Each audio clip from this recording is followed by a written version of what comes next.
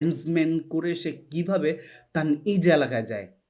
কিভাবে তার নিজ এলাকায় যায়? একটু বলুন। বা নিজ এলাকায় যেতে গেলে এত বড় একটা শোডাউন নিয়ে যেতে গেলে, এতগুলো গাড়ি নিয়ে যেতে গেলে এত যে টাকার প্রয়োজন হয়, এত টাকা কোথা থেকে আসে? সে নিজেও কিন্তু একদিন বলেছিল তার বাবা বা তার দাদার এত টাকা নাই। তাদের সম্পত্তির পরিমাণও তেমন কিছু নাই।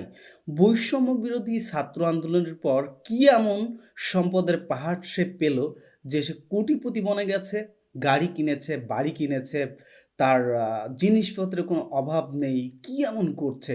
আসলে একটা জিনিস খুব ভালো করে খেয়াল করবেন। আমরা যারা সাধারণ জনগণ আমাদের মাথায় কাঁঠাল ভেঙে কিন্তু তারা খাচ্ছে। আমরা এটা বুঝতে পারছি না। আসলে আমরা বুঝতে পারছি না এটাও না। আমরা কিন্তু সবই বুঝতে পারছি, সবই দেখছি, সবই শুনছি। কিন্তু আমরা কেউ কোনো কথা বলছি না। কেন বলছি না? কি জন্য বলছি না? আমরা কার ভয় পাচ্ছি? কিসের ভয় পাচ্ছি?